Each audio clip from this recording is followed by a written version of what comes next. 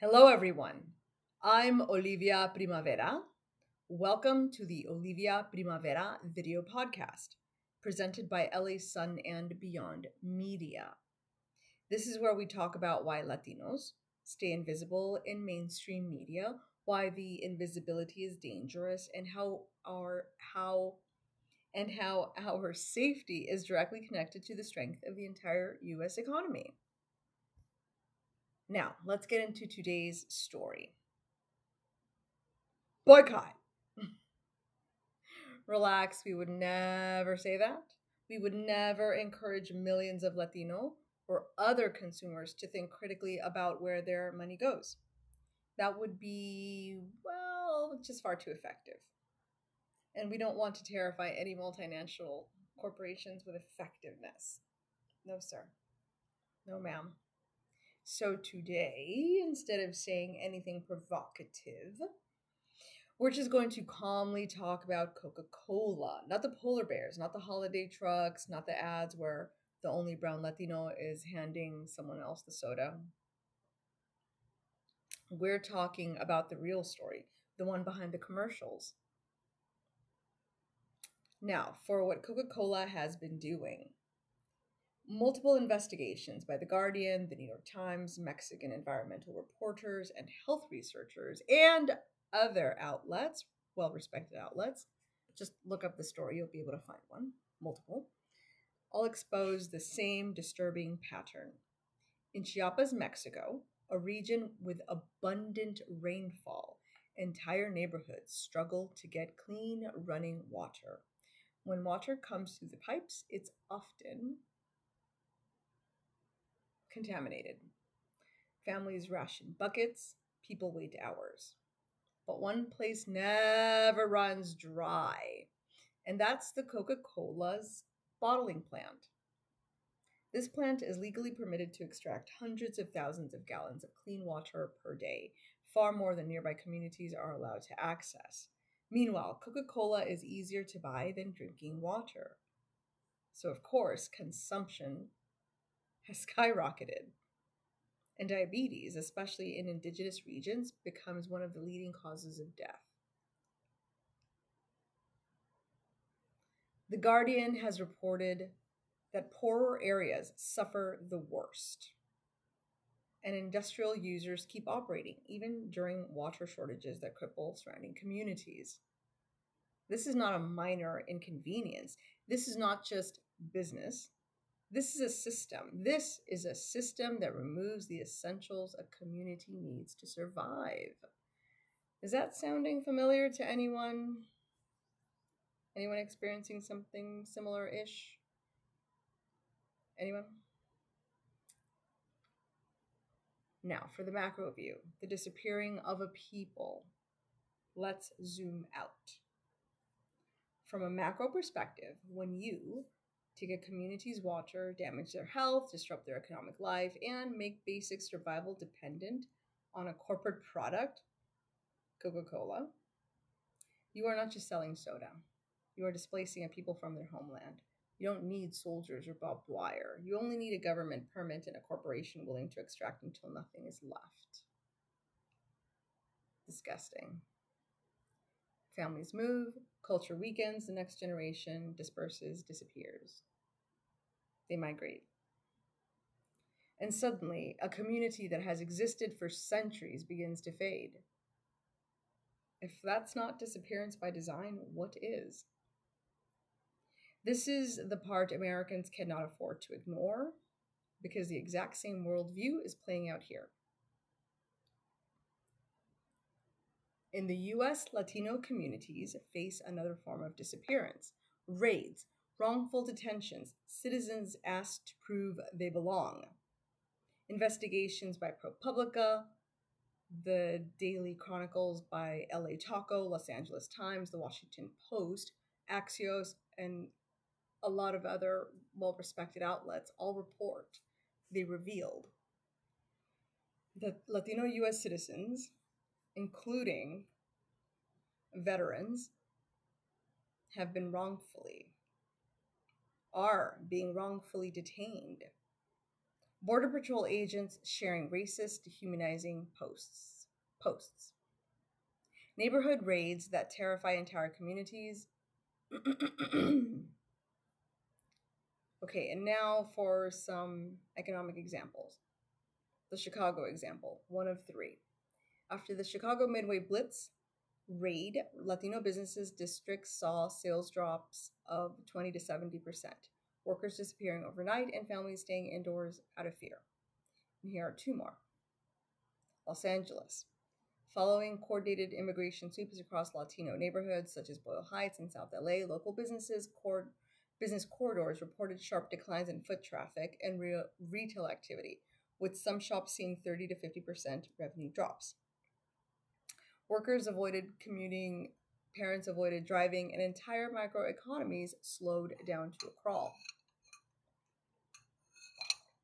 The Portland example, the third one. In Portland, after ICE enforcement actions at transit stops and workplaces, restaurants, food carts, and warehouse adjacent businesses saw sudden staff shortages, canceled shifts, and significant declines in customer traffic. The slowdown rippled out to suppliers, delivery companies, and nearby service businesses, weakening the city's broader ecosystem. Not just local, but it's reverberated throughout the entire U.S. economy. None of this is security. This is economic strangulation of an entire group, strangulation that reverberates through the whole nation and contributes directly to the weakened economy we see now. And the mindset is identical to what we see in Chiapas. This is what they think. These people are expendable, their suffering is acceptable, their disappearance is manageable. No, not expendable. No, not acceptable. No, not manageable. No. What's wrong with you? Stop it. Whether it's a multinational corporation draining your water or a government dragging your neighbors away, the effect is the same. Communities are destabilized, weakened, and erased. Why this hurts everyone, why you care. Even if you thought before you don't care about Latinos, yes, you do, because you are impacted. We're hurting, so are you. We're all tied together. You need us to be healthy. Now, for some data to support that.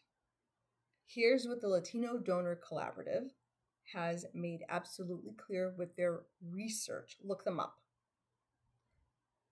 The U.S. Latino economy is now worth $3.6 trillion. The U.S. Latino economy is now worth $3.6 trillion. One more time. The U.S. Latino economy is now worth $3.6 trillion.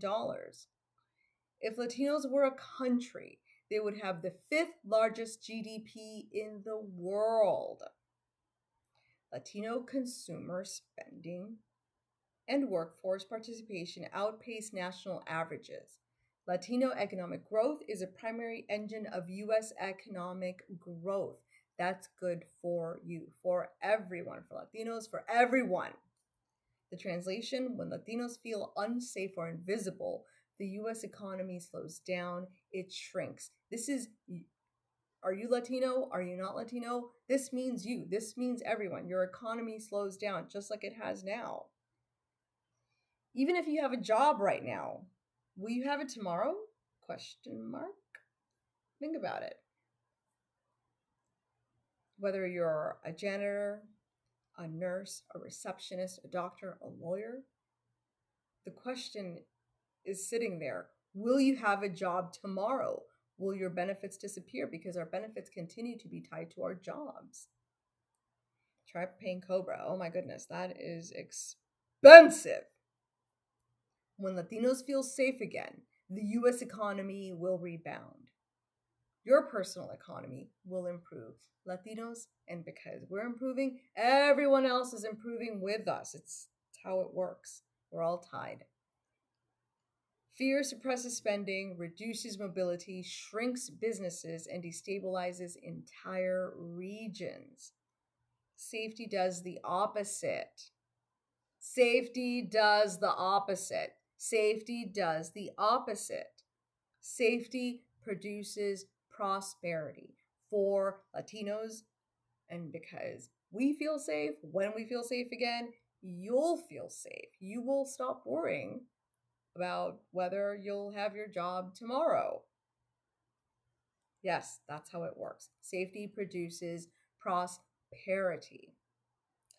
Latino well-being is not just a cultural issue. It is a macroeconomic indicator of national health. So let's connect the dots. Coca-Cola extracts water from indigenous communities in Mexico. The US extracts people from Latino communities here. The raids, specifically. Both systems, all paid, what's happening in the US is paid for by your tax dollars. Is that how you wanted your tax dollars to be spent? It could easily be used. It's literally billions of our tax dollars. All of our tax dollars are being spent on hurting the economy when it could easily be fixing the housing crises. Both systems slowly disappear the very populations they exploit. Both rely on the public looking the other way. No! We're going to look at the ugly, ugly truth because it's that hideous. It's like a car accident. That's what we have happening right now in the Latino community and what it's doing. Us hurting, the impact it's having on your economy, everyone else's economy. It's ugly. It's hideous. It's like a car accident. You have to look at it. And it's the only way you're going to take care of it.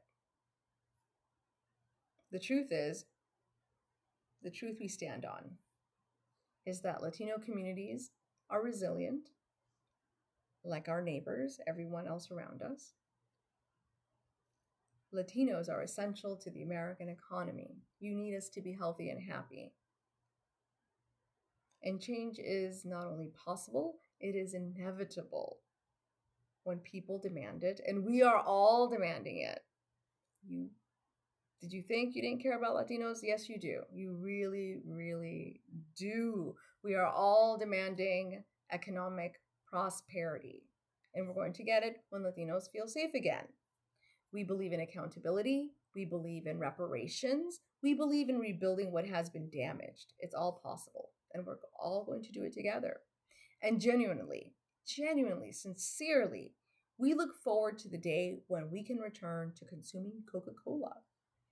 A day when communities have water again, corporate practices have changed, reparations have begun, and respect replaces extraction. When that day comes, we will happily open a bottle. Until then, until such time comes to pass, and it will, I'm Olivia Primavera, and this is the Olivia Primavera video podcast presented by LA Sun and Beyond Media. Thank you for being here. You matter so, so much. I look forward to being with you again in the next episode. And now for a fun disclaimer. LA Sun and Beyond Media is not affiliated with, endorsed by, sponsored by, or in partnership with any individuals, organizations, or platforms mentioned or linked here. All references to third-party content, materials, or media are provided solely for informational and educational purposes. LA Sun and Beyond Media does not hold, claim, or imply any license, authorization, or other rights in or to such third-party content, nor does it maintain any licensing agreement or commercial arrangement with the owners or creators of the reference materials. That's it. Until next time. Ciao.